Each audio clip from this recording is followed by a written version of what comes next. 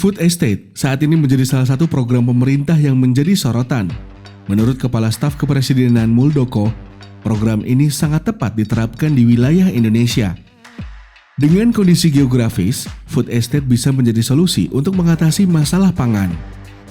Sayangnya, program pemerintahan Presiden Jokowi ini tidak selalu berjalan mulus. Muldoko mengakui masih banyak kendala yang harus diatasi. Berikut ulasan lengkapnya.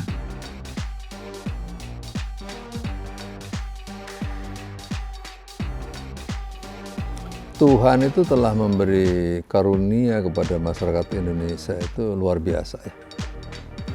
Karena apa? Karena sonasi itu seolah-olah itu menjadi ketetapan Tuhan. Sonasi di Jawa ini variatifnya tinggi. Di Jawa nanam jagung, nanam kedelai, nanam padi bagus. Begitu kita geser ke Sumatera, hampir bagus. Begitu lagi geser ke Kalimantan, nggak semua komoditas itu bisa ditanam dengan baik.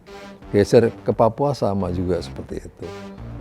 Sulawesi cukup baik ya. Sulawesi Selatan padinya sangat bagus ya. Jagungnya lumayan, tapi lebih padi. Maksud saya apa? Maksud saya memang tidak bisa dipaksakan bahwa harus nanam ini, di sini nggak bisa, karena memang semuanya sudah ada rule-nya udah diciptakan oleh Yang Maha Kuasa gitu. Tetapi harus ada upaya kuat dari pemerintah untuk menyiapkan food estate itu. Pertanyaannya ngapain? Kenapa? Karena memang luas lahan baku kita itu dari tahun ke tahun itu mengalami penyusutan yang luar biasa jumlahnya, ya, cukup besar, gitu. Sehingga apa? Ada antagonisnya. Satu sisi jumlah penduduk dihadapkan dengan kebutuhan pangan meningkat, pada sisi yang lain produktivitas. Dengan jumlah lahan yang semakin menyusut, maka harus ada upaya-upaya yang ke depan begitu ya. Nah, pendekatannya apa sebenarnya? Ada dua pendekatan. Yang pertama adalah pendekatan ekstensifikasi, yang kedua intensifikasi. Nah, pendekatan ekstensifikasi ini dilakukan oleh pemerintah yang kita namain dengan food estate. Itulah bagian dari ekstensifikasi. Harapannya apa? Harapannya lahan-lahan yang ada di Jawa yang terus berkurang ini setidaknya sudah mulai disiapkan. Gitu. Kok sudah mulai disiapkan? Iya Pak, karena food estate ini lahan yang bukan berarti kita garu sekarang terus besok bisa ditanemin gitu. Ini sebuah proses yang memang perlu semangat yang kuat untuk konsisten ya. Dan jangan menyerah. Nah, selama ini pemerintah telah menentukan beberapa zona untuk Kalimantan Tengah disiapkan untuk padi, tapi yang di daerah pegunungan disiapkan untuk ubi, ya, untuk ubi. Berikutnya di NTT disiapkan untuk jagung, tapi juga sorghum cukup bagus di sana. Terus di Sumatera itu ada hasil-hutan, humbang hasil-hutan itu disiapkan untuk hortikultura ya, karena di sana cukup bagus untuk kentang. Berikutnya bawang putih ya, bawang putih ini karena di sana agak tinggi, harapannya bagus. Cuman juga masyarakat kita itu lebih tertarik dengan bawang import Mas, masalahnya itu. Kenapa? Karena bawang import tuh gede-gede dan mudah untuk dikerjakan di dapur. Bawang kita itu kecil, tapi baunya cukup bagus dan menyengat. Nah, gitu. Berikutnya baru aja Presiden juga meresmikan untuk food estate yang ada di Kerom ya. Di Kerom ini proyeksinya nanti ada 10.000 hektar, tetapi yang sudah terbuka sekarang 3.000, dan kemarin prioritas akan ditanami pada bulan-bulan ini itu 500-an hektar, itu diprioritaskan kepada para petani, tapi nanti juga dipikirkan sisanya itu untuk siapa, karena populasi yang terbatas di sana, teknologi yang terbatas, kapitalisasi yang juga terbatas, maka mau nggak mau harus ada korporasi yang menjadi partner bagi para petani. Itu gambaran food estate sekarang ini. Nanti bisa kita dalami kendala-kendalanya seperti apa.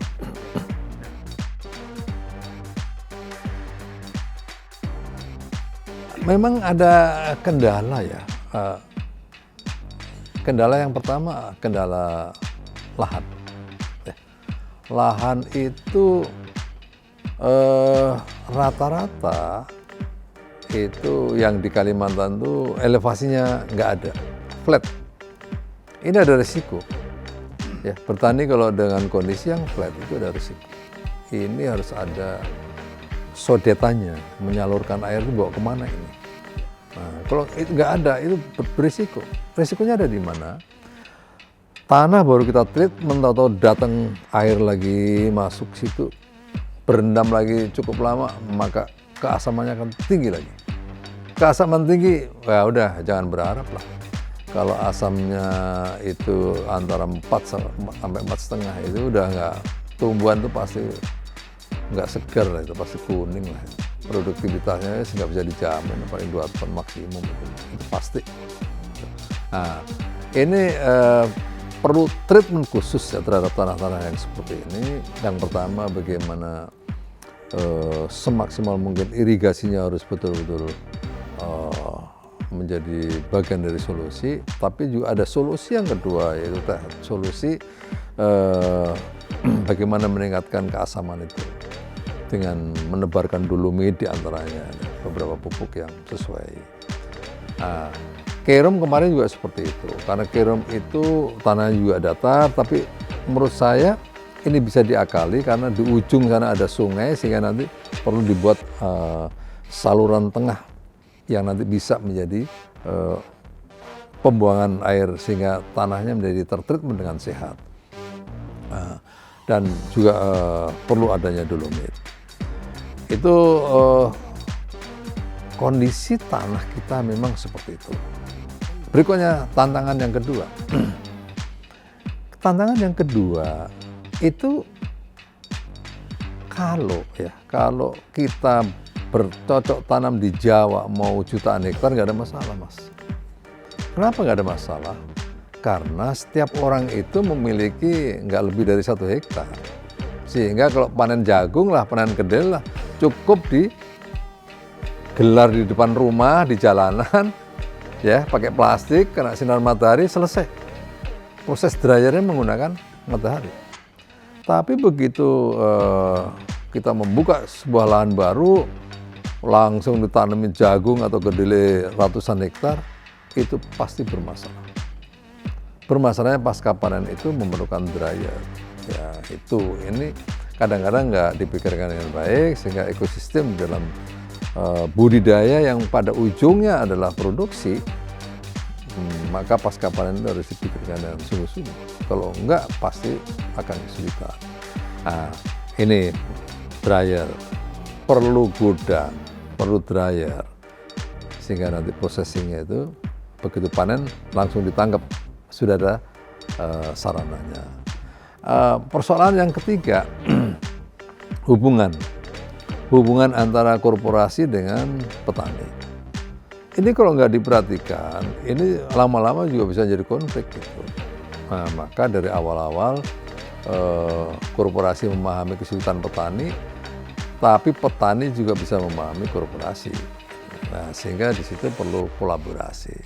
Contoh di sektor input ini, petani perlu dibantu ya, benihnya lah, pupuknya lah, teknologinya lah, biaya untuk tenaga kerjanya lah, dan biaya untuk pengolahan lahannya lah. Gitu. Nah, kalau itu nggak dibantu, petani paling bisa bekerja berapa? Paling 1/2 hektar juga udah setengah mati, itu nggak gampang gitu. Nah, Tapi kalau ada bantuan itu dan korporasi itu harus menjadi off taker. Karena selama itu nggak ada jaminan sebagai off taker, maka itu akan menyulitkan para petani. Gitu. Nah, ini jadi kolaborasi ini sungguh diperlukan, dan kalau nggak terjaga nanti akan terjadi konflik. Gitu. Nah, persoalan yang jauh lebih penting lagi adalah petani ini tidak punya modal dari awal. Jangan beri kesempatan petani gagal dalam mengelola sekali awal itu. Begitu dia gagal mengelola, udah hands up dia. Dia akan angkat tangan, udah nggak mau lagi mengerjakan lahan itu. Dia tinggalkan lahan itu, jadi mangkrak lagi lahan itu. Nah, ini hal-hal yang sangat penting, ini mesti harus diatensi dari awal, sehingga apa yang tadi saya katakan, semangat untuk konsisten mengelola lingkungan itu menjadi sesuatu yang produktif pada ujungnya itu terjadi. Kalau enggak, balik lagi, mangkrak lagi, itu menjadi kesulitan.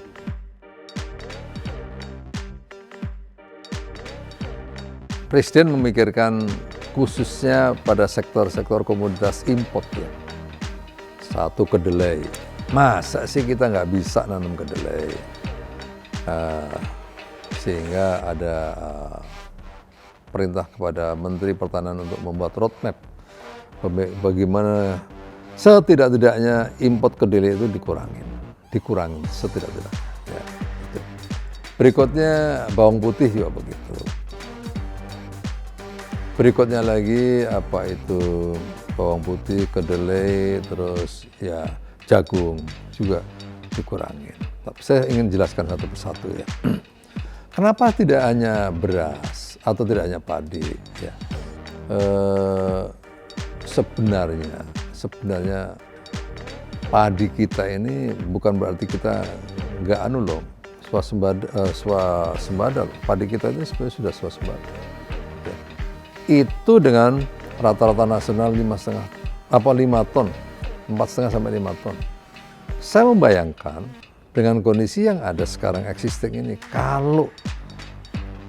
kalau kita nanam dengan produksinya bisa mencapai 9 ton, 8 ton, 9 ton, maka sesungguhnya itu nggak terlalu sulit kita kedaulatan pangan. Nggak terlalu sulit. Itu. Berikutnya yang kedua, tidak semua lahan itu bisa ditanami padi. Ya kan? Kalau kita mau nanam bisa lah tanam padi yang kering itu, padi gogo, tapi hasilnya kan rendah, gitu. Cukup rendah hasilnya, nggak memadai bagi para petani. Kecuali dalam kondisi yang sangat terpaksa darurat, nah petani baru mau itu. Gitu. Nah, untuk itu maka perlu digerakkan untuk nanam jagung. Kenapa jagung? Karena kebutuhan dalam negeri kita masih sangat besar. Ya. Kalaupun kita surplus, kebutuhan untuk ekspor masih sangat terbuka, lebar. Tetapi dengan ada catatan Mas, bahwa untuk jagung ini ada jagung yang khusus industri pangan untuk manusia ya, itu kita masih impor. Tapi jumlahnya nggak banyak. Saya suatu saat penasaran, ingin tahu kenapa sih kita mesti impor jagung yang untuk industri itu. Begitu saya lihat, oh memang berbeda. Jagung impor itu gede-gede, gitu, ya, itu gede-gede. Industri untuk pangan ya, untuk makanan itu. Nah, berikutnya kedelai. Kebutuhan kedelai kita itu besar banget, betul-betul besar, karena masyarakat kita makan tahu tempenya sangat tinggi, ya, sangat tinggi. Nah, untuk itu ada upaya pemerintah, upaya presiden untuk kita harus bisa. Nah, kita ini bukan juga negara subtropis, kita negara tropis, sedangkan kedelai itu subtropis, tapi kita juga bisa nanam kedelai, karena seperti gerobokan itu dia punya spesifik kedelai gerobokan gede-gede kayak kedelai import itu. Nah, ini yang disukai oleh masyarakat. Kalau petani kita nanam kedelai yang kecil-kecil, ini pekerja tahu tempe juga nggak menarik gitu, nggak tertarik Mas itu dengan kedelai yang jenis seperti itu. Ini memang aneh kita ya, aneh kita. Masyarakat kita tuh masih seneng kedelai import begitu, yang gede-gede gitu. Ya.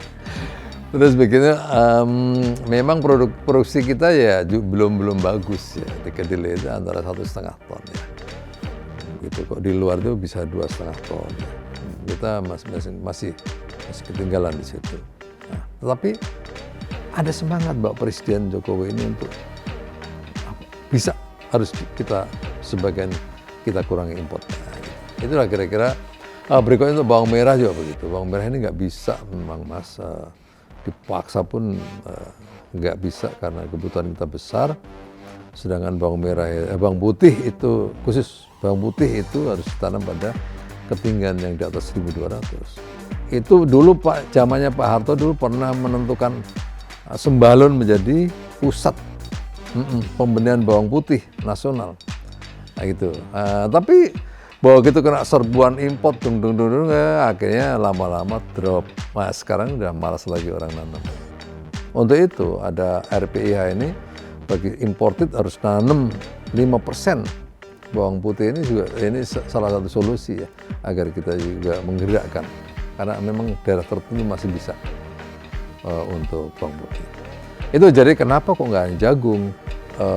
Sebenarnya itu cara berpikir konvensional menurut saya. Mas, kenapa tidak hanya padi? Itu cara berpikir konvensional karena melihat seolah-olah makan itu kita hanya beras.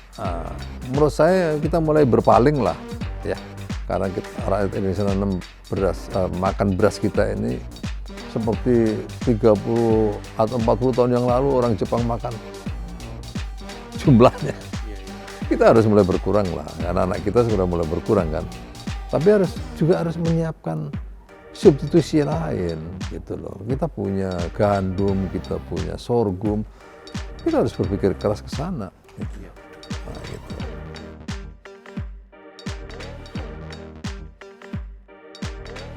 Ya itu dikatakan CPP ya, cadangan pangan pemerintah itu dikatakan di situ apa itu beras, jagung, kedelai. Itu menurut saya kita perlu melihat kembali bahwa cadangan itu cadangan dikelola oleh pemerintah ya. Pertanyaannya apa nggak bisa sih itu sorghum dikelola oleh pemerintah? Sepanjang kita punya teknologi yang bagus, punya pengudangan cara menyimpan yang bagus, maka sebenarnya bisa itu menjadi cadangan pemerintah. Sorghum juga begitu. Ya, kita sorghum mudah ditanam di daerah-daerah marginal, sehingga nanti secara serempak tanah-tanah yang kosong itu tanami sorghum, yang akhirnya nanti itu juga kalau sudah diproses menjadi seperti beras begitu bisa menjadi cadangan nasional, cadangan pemerintah. Maksud saya kita harus keluar dari pandangan konvensional bahwa seolah-olah itu kalau bicara pangan itu ya jagung, kedelai, sama beras begitu.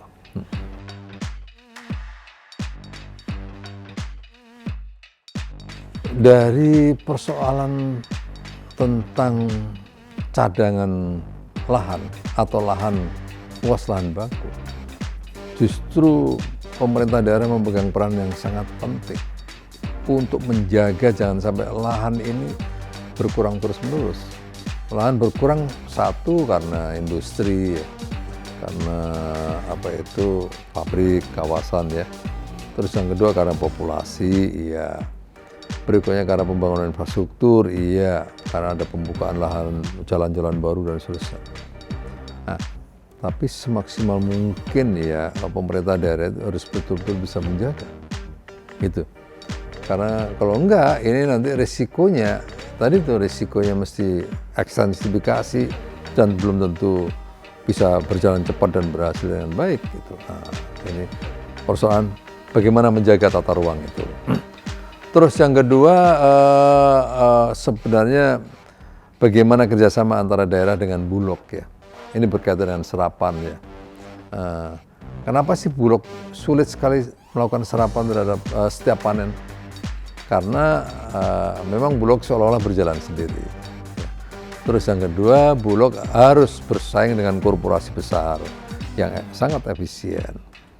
Sehingga dengan ketetapan harga yang sudah ditentukan seperti itu, Bulog nggak bisa bersaing. Begitu panen Mas, itu korporasi besar itu udah antri di sawah itu untuk mengambil beras, gabah itu. Bulog sulit bersaing dengan mereka karena harga mereka lebih tinggi. Nah, ini mestinya nanti juga perlu diatur bagaimana orang-orang yang mendapatkan subsidi benih, subsidi pupuk. Nah, mestinya ini dia juga punya tanggung jawab kepada pemerintah lah. Setidak-tidaknya bisa dijual ke Bulog, tapi selama ini kan nggak ada aturan tentang itu. Nah, ini arti pentingnya antara pusat dan daerah perlu bekerjasama dalam penyiapan beras ya.